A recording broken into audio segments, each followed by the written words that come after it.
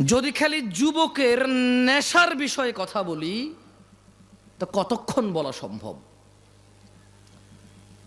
কতক্ষণ বললে নেশার বিষয় বলে শেষ করা সম্ভব?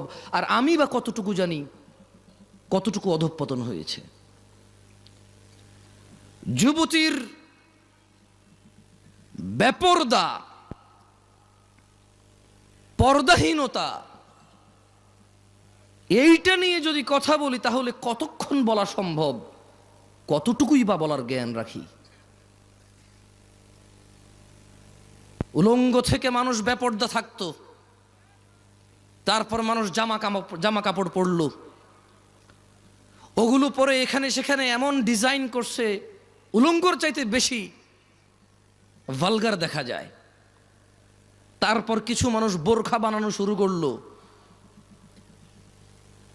স্ট্রবেরি কালার, পিঙ্ক কালার, বুকের সামনে ফুল, নাভির নিচে ফুল, কোমরের মধ্যে পিতা দিয়ে টাইট করে বান্দা দিয়ে হাত এভাবে তুইলা মেয়েরা মাদ্রাসার হাঁটে এখন। তো যুবতীর,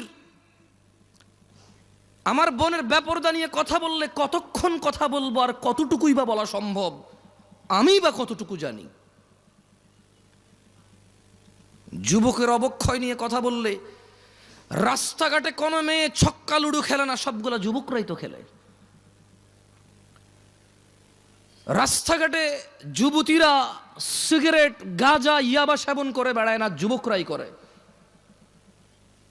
এখনো সিনেমা হলের টিকিট যুবক যুবতীকে ফুসলায় ফাসলায় আর 2টা টিকিট কেটে নিয়ে যায় সিনেমা দেখতে। এখনো জানার সমস্ত বিল যুবক ভরে। রাস্তাঘাটে মারামারি, গালিগালাজ, এগুলো যুবকরাই করে, পুরুষরাই করে। আবার আল্লাহ থেকেও আদিষ্ট হয়েছে প্রথমে নিজের চক্ষু অবনত করে লজ্জাস্থানের হেফাজত করতে। সেই যুবক কিনা বেপরদা মহিলার দিকে তাকিয়ে থেকে ফেসবুকে পোস্ট করে, মাইক হাতে বেয়ে কথা বলে, জায়গায় জায়গায় সমালোচনা করে, সমাজটা নষ্ট হয়ে গেছে, নারীরাই নষ্টের মূল, বেপরদা চলে, সব ছেলে নষ্ট করে দিছে। অথচ ও ল্যাংটা হাঁটলেও পুরুষের জন্য আল্লাহর পক্ষ থেকে আদেশ, নিচে তাকাবে তারপরে হাঁটবে। ও নিচে তাকাবে না, নিজেরটা মানবে না, আরেকজন মানে নাই সেটার সমালোচনা করে বেড়ায় যুবক। এখানকার যুবকের ধারণা পর্দা মানি হচ্ছে মহিলা, পর্দা মানি মা, বোন, স্ত্রী, কন্যা, দাদি, নানি, ফুফি, খালা। পর্দা মানি মহিলা। যখন তারা পর্দাকে এভাবে খ্রিস্টানদের মতো, ইহুদি নাসারাদের মতো যখন পরিবর্তন করতে শুরু করলো পর্দার মিনিং, তখন আল্লাহর আযাব এদের উপরে চলে আসছে। এদের মহিলারা বলতেছে যে আরে পর্দা কি পোশাকে আছে নাকি, মনে হলো পর্দা। কারণ এরা পর্দার অপব্যাখ্যা করেছে, এরা পর্দার মানে সমস্ত মহিলার বদনাম করেছে। কিন্তু নিজেকে যে আল্লাহ নিচের দিকে তাকানোর জন্য বলেছে, ওই মহিলার দিকে না তাকাইতে বলেছে, নিষেধ করেছে, সেটা মানেনি। ঘরে সিলিন্ডার গ্যাস ব্লাস্ট হলে নতুন বউ মারা গেছে, পুকুরে পড়ে মারা গেলে নতুন বউ মারা গেছে, যে বউটা যৌতুক দেওয়ার কথা ছিল যৌতুক দিতে পারে নাই, মোহর দিয়ে বিয়ে করার কথা ছিল, পুরুষ যৌতুক নিচ্ছে। এরপরে বলতেছে সমাজে পুরুষ নির্যাতন হয়, আপনারা জানেন না। তো তুই কি পুরুষ রে বেটা? পুরুষ তো মহিলাকে টাকা দিয়ে বিয়ে করে, তুই তো টাকা নিচ্ছিস। পুরুষ তো মহিলাকে টাকা দিয়ে বিয়ে করে, পুরুষ উপার্জনের জিম্মেদার নিজেকে মনে করে। মা বোনকে কাজে লাগাই দেয় না, মেয়েকে কাজে লাগাই দেয় না। পুরুষ মর্যাদা সম্পন্ন হয়, বলবে 3 বেলা খাবো, না পারলে 2, না পারলে 1। কিন্তু জিম্মেদারি উপার্জনের আমার বোনের না, আমার মায়ের না। যদি করে মুসলমান মেয়ে, কোনো হারাম কিছু নাই, মহিলা কাজ হতে পারে। আল্লাহ আমাদেরকে বোঝার তৌফিক দান করুন। কি এখনো কি হাসি পাচ্ছে? নাম হচ্ছে সালাফি কনফারেন্স বসে আছে যারা নিজেদেরকে দাবি করে মানহাজুস সালাফের মধ্যে যারা আছি আমরা। মানহুমুস সালাফ, সালাফকে আসহাবান নবী সাল্লাল্লাহু আলাইহি ওয়াসাল্লাম, নবী সাল্লাল্লাহু আলাইহি ওয়াসাল্লামের সাহাবারা হচ্ছে সালাফ।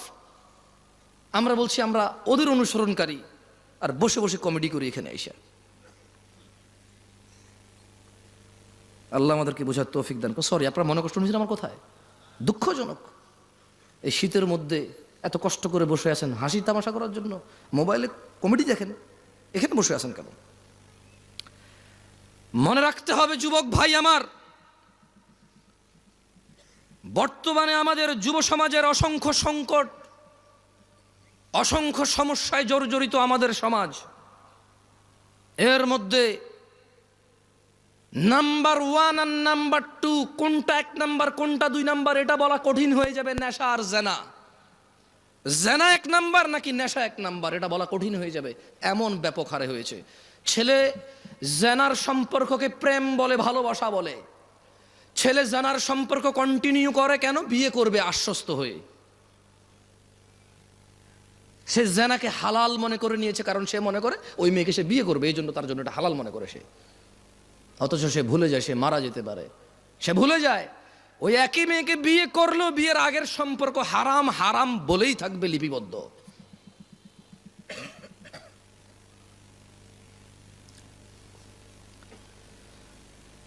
যুব সমাজ মাদকের মরণ নেশায় মেতে উঠেছে। বর্তমান সময়ে অধিকাংশ যুবক মাদকে আক্রান্ত, ধ্বংসের অবলীলায় নিপতিত হতে দেখা যায়। বিভিন্ন ধরনের মাদকের সয়লাভ যুবকদের মধ্যে ছড়িয়ে পড়াতে তারা কোনো না কোনো উপায়ে নেশাগ্রস্ত হয়ে পড়েছে।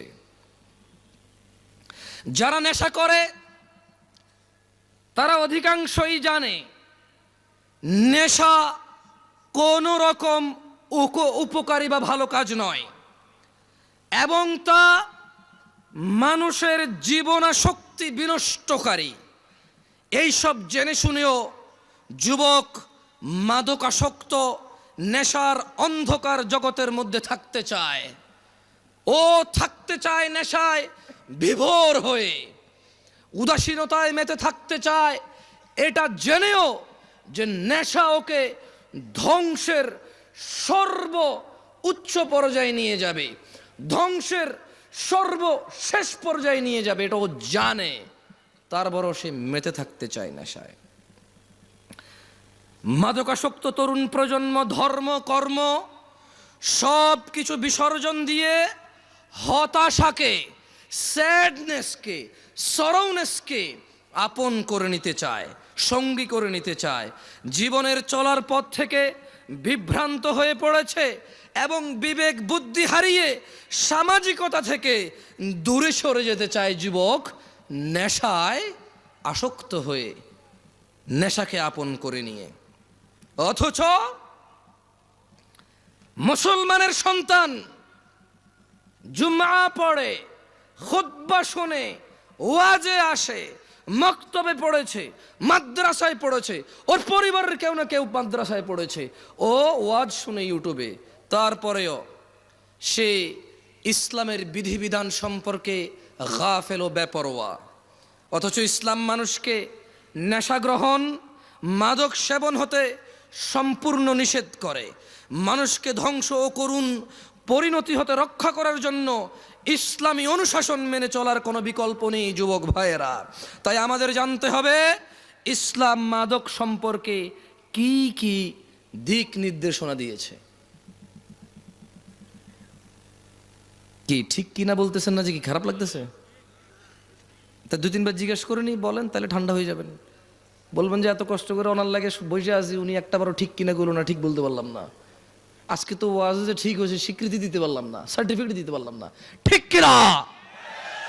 ভালো হয়েছে, ঠিক আছে, আর ভালো লাগবে না। লা ইলাহা ইল্লাল্লাহ। দই জমান ভাই, মানুষ জমায়েন না, ওয়াজ জমায়েন না, ওয়াজরে জমতে দিয়ে না, জমে গেলে তো বসে যাবে। শেষ। আমি চাই ওয়াজ না জমুক, ওয়াল্লাহ আমি চাই শ্রোতা না জমুক, ওয়াজ না জমুক।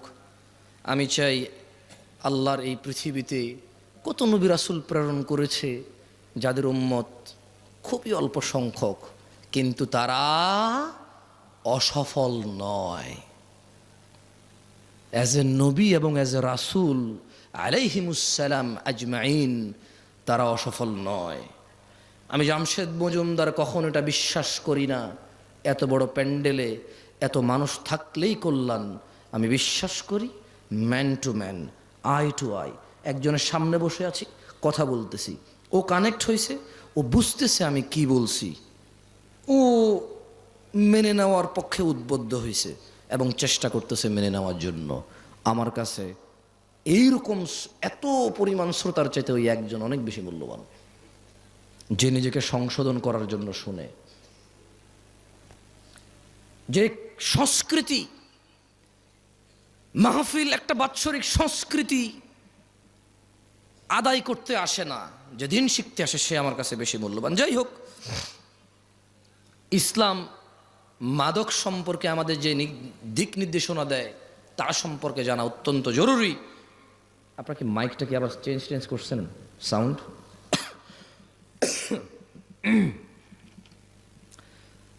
রাসূলুল্লাহ সাল্লাল্লাহু আলাইহি ওয়াসাল্লাম মাদক সম্পর্কে সতর্কবাণী উচ্চারণ করে বলেন, যে কোনো ধরনের নেশাজাত পানীয় হারাম। কোন ধরনের? এইগুলা বলিয়েন, ঠিক ব্যাঠিক জিজ্ঞেস করবো না, মানে এতক্ষণ তো কথা বলছি, এখন দুই একটা হাদিস পড়বো, আয়াত পড়বো, আপনাদেরকে জিজ্ঞেস করব। যেটা জিজ্ঞেস করব ক্লাসে যেমন শিক্ষকরা ছাত্রদেরকে পড়ায়া জিজ্ঞেস করে, ছাত্ররা বলে, আমি চাই একটা হাদিস পড়বো, আপনাদের জিজ্ঞেস করব, আপনারা বলবেন। তাহলে কি হবে? আপনারা যখন বলবেন এটা আপনারা ইজিলি মুখস্থ করতে পারবেন, মনে থাকবে ইনশাআল্লাহ। আল্লাহ আমাদেরকে তৌফিক দান করুন, আমিন। তাহলে মুহাম্মদ সাল্লাল্লাহু আলাইহি সাল্লাম বলেছেন যে কোনো ধরনের নেশাজাত পানীয় হারাম। কয় ধরনের? কোনোটা কি বাদ গেছে? টিকটিকির লেজ, ইয়াবা, গাঁজা, এগুলো তো হাদিসের নাম নিয়ে নাই, এগুলো হাদিসে নাম নিয়ে নাই।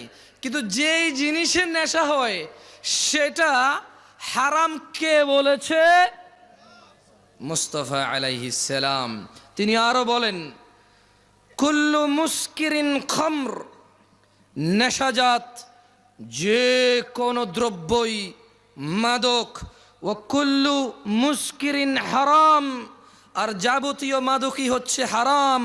ওয়ামান শারিবাল খামরা ফিদ দুনিয়া ফামাতা ওয়া হুয়া ইউদমিনুহা লাম ইয়াতুব, আর যেই ব্যক্তি দুনিয়াতে মাদক সেবন করে অতঃপর নেশাগ্রস্ত অবস্থায় মৃত্যুবরণ করে তওবা না করে, লাম ইয়াশরাবহা ফিল আখিরাহ, আল্লাহ সুবহানাহু ওয়া তাআলা আখিরাতে তাকে মদ পান করা থেকে বঞ্চিত করবে।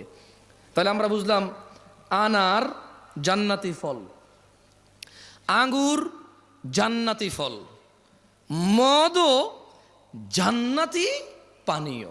মদ কি? মদ কি? জান্নাতি পানীয়। তবে জান্নাতি পানীয় যে মদ, ওখানে নেশা নাই। বিশ্বে আমরা মানুষরা যে মদ তৈরি করি সেই মদের নেশা আছে, আর যদি নেশা না হয় এটাকে মদই বলা হয় না। বুঝে আসছে না? আসে নাই? ওটাকে শরবত বলে। কি বলে? যেটা খেলে নেশা হয় না ওটাকে কি বলে? আর যেটাই খেলে নেশা হয় সেটাকে কি বলে? মদ। আখিরাতের মধ্যে নেশা হবে না, কিন্তু ওটার নাম মদ। কেমন? আল্লাহ আমাদেরকে বুঝার তৌফিক দান করুন, আমিন। মানব সভ্যতার প্রতি মারাত্মক হুমকি সৃষ্টিকারী দেশের অন্যতম অভিশাপ মাদকাসক্তি। মাদক দ্রব্যের নেশার ছোবল এমনই ভয়ানক যে তা ব্যক্তি, পরিবার, সমাজ, দেশ থেকেই বিচ্ছিন্ন করে না খালি, বরং তা সমগ্র জীবন ধ্বংস করে দেয়। মানবতার মুক্তির কাণ্ডারি ইসলামই সর্বনাশা মাদক সম্পর্কে মানব জাতিকে সর্বোচ্চ সতর্ক করেছে।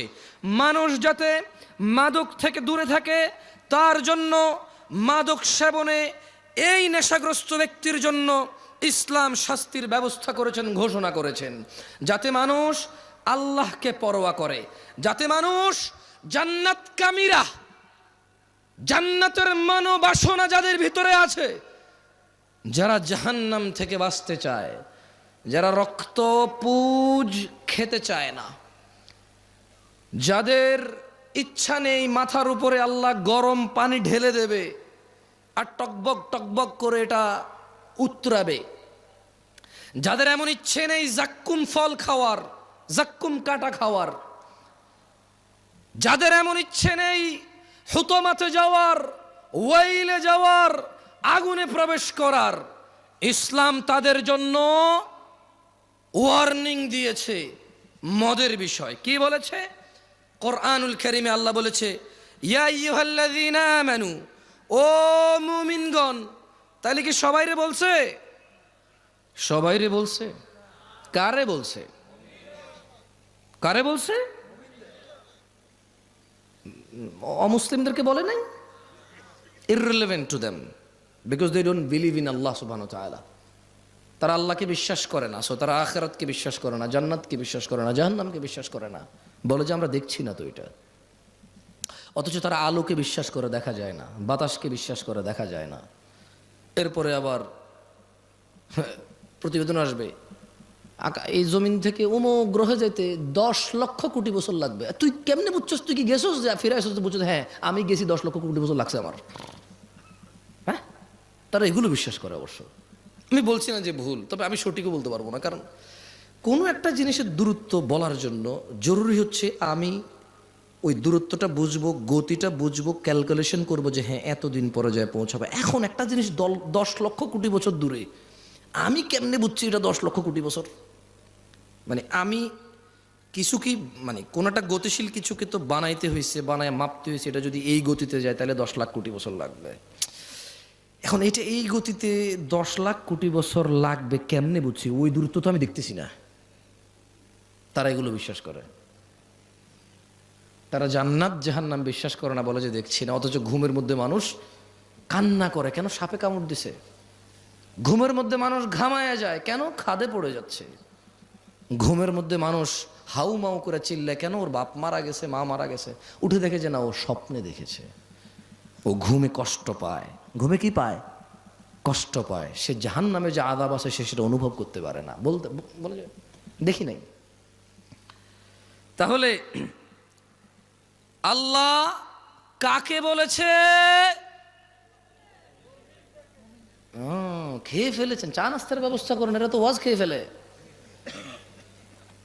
ইয়া আইয়ুহাল্লাযীনা আমানু, হে তোমরা যারা ঈমান এনেছো, ইন্নামাল খামরু ওয়াল মাইসিরু ওয়াল আনসাবু ওয়াল আজলাম রিজসুম মিন আমালিশ শাইতান ফাজতানিবুহু লাআল্লাকুম তুফলিহুন। ও আমার যুবক ভাই, মনোযোগ দিয়ে শোনো, তোমার রব কি বলছে। তিনি বলছেন, ও তোমরা যারা ঈমান এনেছো, নিশ্চয় মদ, জুয়া, প্রতিমা ও ভাগ্য নির্ণয়ক তীর হচ্ছে ঘৃণ বস্তু, শয়তানের কারসাজি। সুতরাং তোমরা এইসব বর্জন করো। কেন বর্জন করবে? লাআল্লাকুম তুফলিহুন, লাআল্লাকুম তুফলিহুন। মদ ছেড়ে দাও, লাআল্লাকুম তুফলিহুন। জুয়া ছেড়ে দাও, লাআল্লাকুম তুফলিহুন, যাতে তোমরা সফল হও, বিজয়ী হও। কোন মানুষ মদ খেয়ে, নেশা করে অথবা জুয়া খেলে সফল হবে না, ইম্পসিবল। আল্লাহ সুবহানাহু ওয়া তাআলা বলেছে এটা, যে তোমরা মদ ছাড়ো, জুয়া ছাড়ো। কেন? লাআল্লাকুম তুফলিহুন, যাতে তোমরা সফল হতে পারো। আবু দারদা রাদিয়াল্লাহু আনহু থেকে বর্ণিত, তিনি বলেন, আমাকে আমার প্রিয় বন্ধু রাসূল সাল্লাল্লাহু আলাইহি ওয়াসাল্লাম এই মর্মে ওসিয়ত করেছেন, লা তাশরাবিল খামর ফাইন্নাহা মিফতাহু কুল্লি শারর। একদা আবু দারদা রাদিয়াল্লাহু আনহু বলছে যে মুহাম্মদ সাল্লাল্লাহু আলাইহি সাল্লাম আমার বন্ধু আমাকে ওসিয়ত করেছে। কি করেছে? কি করেছে? আপনি ঠিক বলতে বলতে অভ্যস্ত তো, ওইটাই খালি বলেন, অন্য কিছু আর বলেন না। কি করেছে? ওসিয়ত করেছে। আমার সাথে পড়েন হাদিসটা, বলেন আবু দারদা রাদিয়াল্লাহু আনহু থেকে বর্ণিত, না জোরে বলেন, আবু দারদা রাদিয়াল্লাহু আনহু থেকে বর্ণিত। তিনি বলেন আমাকে আমার প্রিয় বন্ধু রাসূলুল্লাহ সাল্লাল্লাহু আলাইহি ওয়াসাল্লাম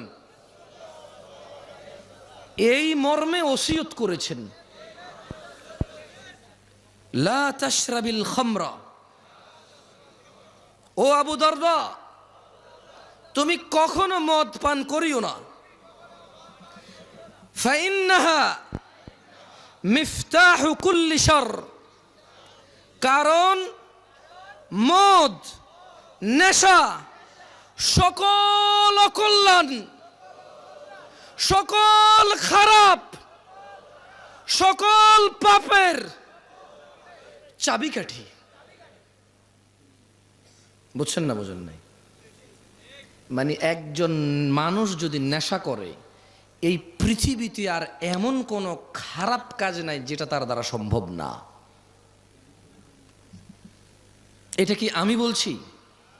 আবু দারদা রাদিয়াল্লাহু আনহু বলছে। ওনাকে ওসিয়ত করেছে কে? আবার খাইছে, আর একটু যা নাস্তা দেন এদেরকে। ওসিয়ত করেছে কে? মুস্তাফা আলাইহিস সালাম।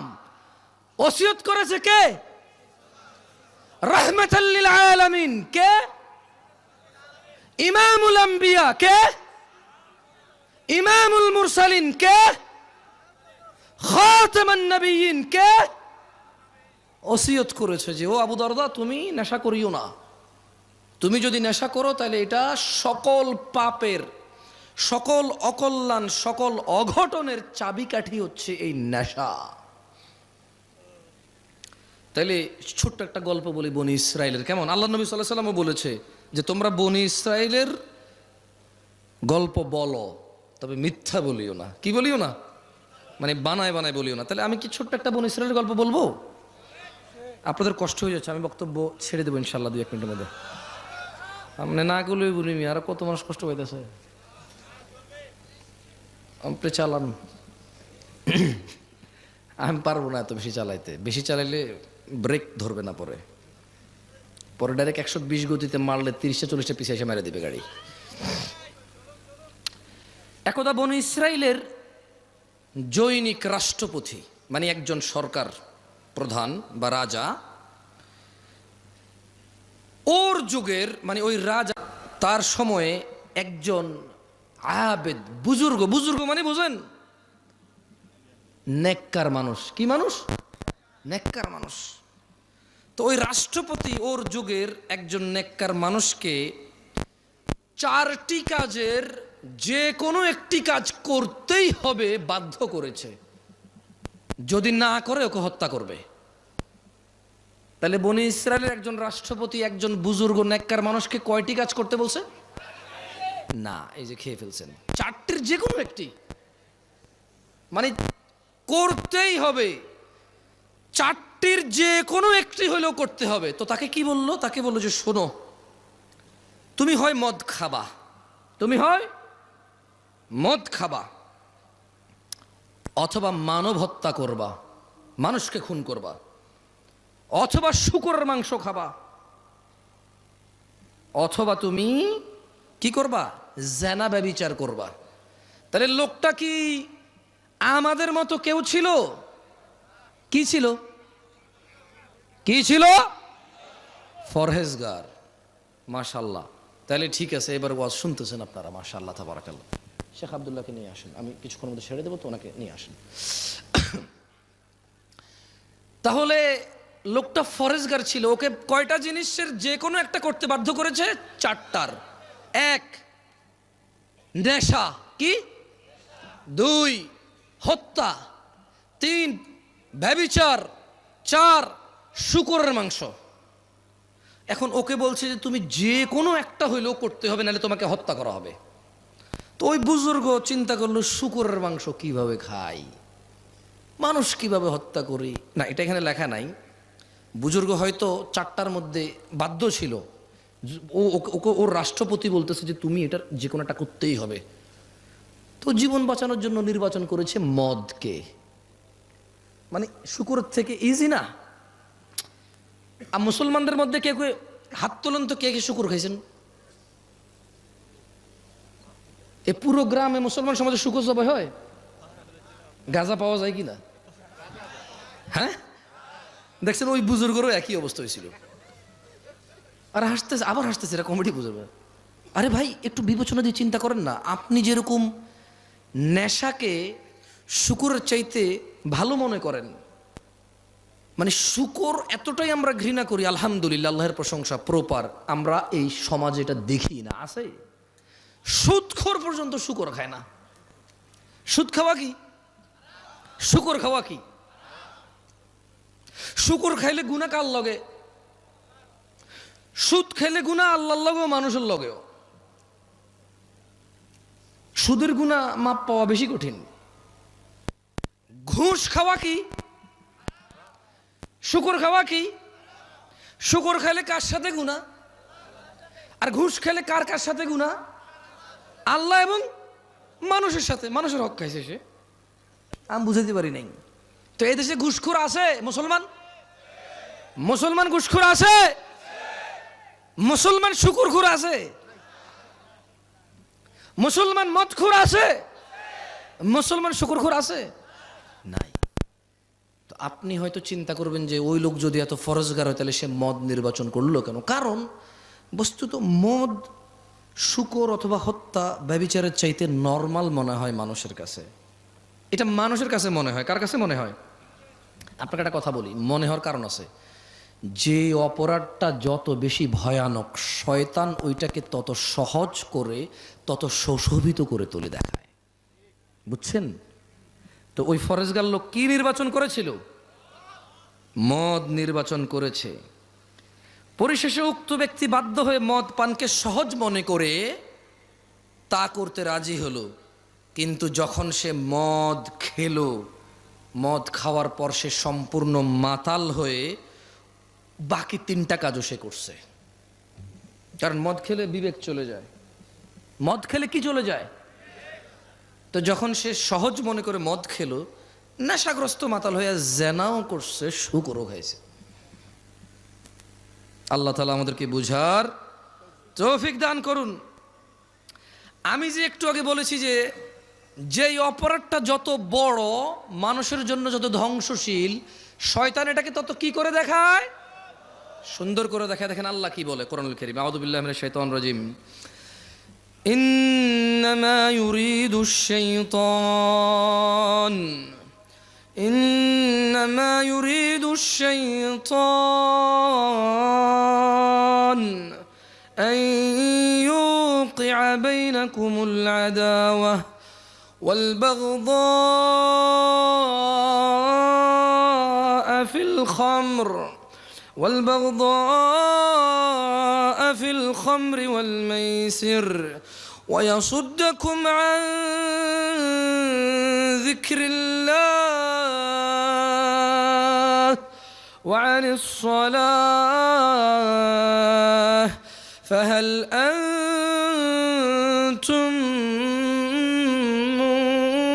মুনতাহুন। নিশ্চয়ই শয়তান মদ জুয়ার দ্বারা, নিশ্চয়ই ইন্নামা ইউরিদুশ শাইতান, নিশ্চয়ই শয়তান চায় মদ জুয়ার দ্বারা তোমাদের মধ্যে পারস্পরিক শত্রুতা বিদ্বেষ ঘটাতে এবং তোমাদের আল্লাহর স্মরণ ও নামাজ থেকে বিরত রাখতে। নিশ্চয় শয়তান কি চায়? মদ জুয়ার মাধ্যমে নিজেদের মধ্যে ভেজাল পাকাই দিতে এবং সলাত থেকে দূরে রাখতে এবং আল্লাহর স্মরণ থেকে দূরে রাখতে। তবু কি তোমরা, আল্লাহ বলছে যে ফাহাল আনতুম মুনতাহুন,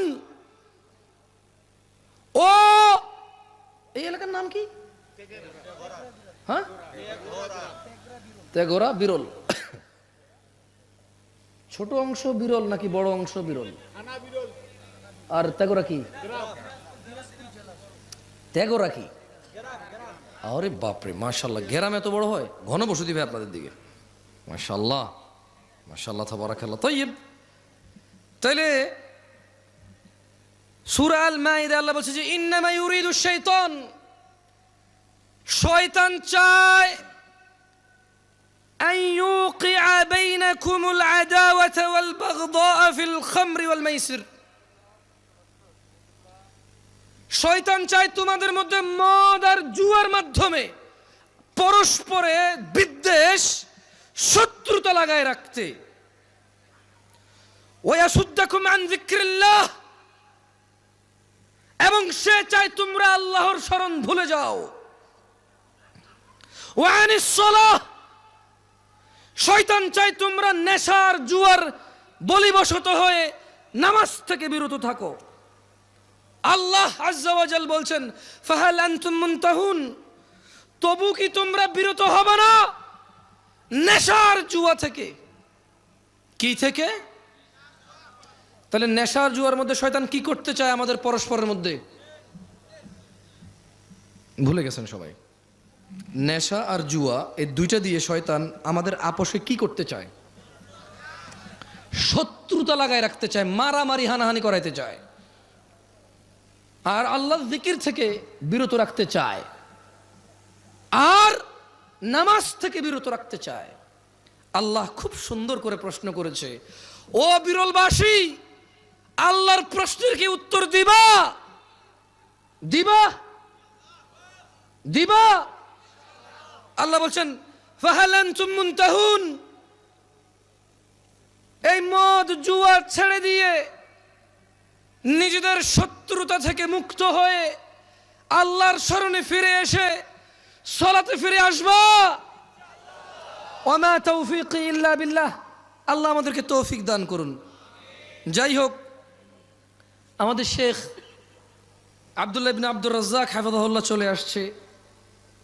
আমি অনুভব করি মন থেকে আমার কথা বলা এবং ওনার কথা বলা দুইটা কথা হলেও ওনার কথা বলায় আমার কথা বলার চাইতে বেশি জ্ঞান প্রচার এবং প্রসার পায়, এটা আমি মনে প্রাণে বিশ্বাস করি। সেজন্য আমি জ্ঞানকে অগ্রাধিকার দেব, বুদ্ধিমত্তাকে অগ্রাধিকার দেব, দিয়ে আমি আমার বক্তব্য বেশি লম্বা করব না, 2-3 মিনিটের মধ্যে শেষ করে দেবো ইনশাআল্লাহুল আজিজ। মাদকের বিস্তার কিয়ামতের আলামত। ভাই আমার, ঘুষ, সুদ, চুরি, ডাকাতি, দুর্নীতি করে এই সম্পদের পাহাড় কার জন্য? সন্তানের জন্য। তোমার সন্তানের উপরে আসমানটা ভেঙে পড়বে, এই জমিনটা ফেটেও ধসে যাবে, কারণ তুমি টাকার বলিবশত হয়ে, ক্ষমতার বলিবশত হয়ে, উদাসীনতায়, শারীরিক আনন্দে তুমি ভুলে গেছো। আনাস ইবনে মালিক রাদিয়াল্লাহু আনহু قال, আনাস ইবনে মালিক রাদিয়াল্লাহু আনহু থেকে বর্ণিত, তিনি বলেন قال রাসূলুল্লাহ সাল্লাল্লাহু আলাইহি ওয়াসাল্লাম, আল্লাহ রাসূল সাল্লাল্লাহু আলাইহি ওয়াসাল্লাম বলেছেন, মিন আশরাতিস সাআতি আন ইউরফাআল ইলম, কিয়ামতের আলামত হচ্ছে, কিয়ামতের আলামতের অন্যতম আলামত হচ্ছে ইলম উঠে যাওয়া, ওয়ায়াসবুতাল জাহল, মূর্খতা প্রতিষ্ঠিত হওয়া, ওয়ায়ুশরাবাল খামরু ওয়ায়াযহারাজ জিনা। মানে কিয়ামতের অন্যতম আলামত হচ্ছে ইলম উঠে যাবে, মূর্খতা প্রতিষ্ঠিত হবে, মদ পান ও জিনা ব্যভিচার প্রচার হবে, ব্যাপক হবে, বৃদ্ধি পাবে। তো জিনা ব্যভিচার আর নেশা করে যে তুমি কিয়ামতকে নিয়ে আসবা, এই সম্পদ, এই সুন্দর বাড়ি গাড়ি, সন্তান তো ভোগ করতে পারবে না, ওর উপরে তো পাথরের বৃষ্টি হবে, ওর উপরে তো জমিন, ওর নিচে তো জমিন ধসে যাবে, ও তো ওর গোষ্ঠী শুদ্ধ উদ্ধার হয়ে যাবে। ভাই, সো নিজের সন্তানের কথা চিন্তা করো। এই পৃথিবীতে কিয়ামত ডেকে আনার তো দরকার নাই। আল্লাহ যেই অন্যায়গুলো করলে পৃথিবীকে আর টিকায় রাখবে না, সেই অন্যায়গুলো থেকে আল্লাহ আমাদেরকে বিরত হওয়ার তৌফিক দান করুন। এই পৃথিবীতে আমরা আমাদের সন্তান সন্ততি সহ আল্লাহর ইবাদত করে, আল্লাহকে সন্তুষ্ট করে, আল্লাহর সন্তুষ্ট চিত্তে আল্লাহর সাথে সাক্ষাৎ করার আল্লাহ তাআলা আমাদেরকে তৌফিক দান করুন। আমি আল্লাহ সুবহানাহু ওয়া তাআলার কাছে এই ফরিয়াদ করি, আমার ভাইদের সর্বশেষ একটি হাদিস শুনিয়ে আমি আমার বক্তব্য শেষ করব। ভাই আমার, তোমরা যারা নেশার সাথে জড়িত আছো তোমাদেরকে বলি, জাবের রাদিয়াল্লাহু আনহু থেকে বর্ণিত একটি হাদিস, রাসূল সাল্লাল্লাহু আলাইহি সাল্লাম বলেছেন, যারা দুনিয়াতে নেশা করবে তাদেরকে আখিরাতে আল্লাহ সুবহানাহু ওয়া তাআলা জাহান্নামীদের শরীরের পচা, গলা, পুজ, ঘাম পান করানোর বিষয়ে তিনি সুবহানাহু ওয়া তাআলা প্রতিশ্রুতি দিয়েছে। যারা নেশা করবে, নেশাখোরদের আখিরাতে আল্লাহ সুবহানাহু ওয়া তাআলা জাহান্নামীদের পচা, গলা, পুজ, ঘাম খাওয়াবে। আল্লাহ তাআলা আমাদেরকে এই আযাব সম্পর্কে হৃদয়ে অনুভূতি দিয়ে ওনার কাছে বিগত দিনের বিষয়গুলোর জন্য ক্ষমা চেয়ে ওনার দরবারে আল্লাহ সুবহানাহু ওয়া তাআলা আমাদেরকে ওনার সাথে সাক্ষাতের তৌফিক দান করুন, আমিন। আকুলু কওলি হাযা ওয়াস্তাগফিরুল্লাহ লি ওয়া লাকুম ওয়া লিসাইরিল মুমিনিন।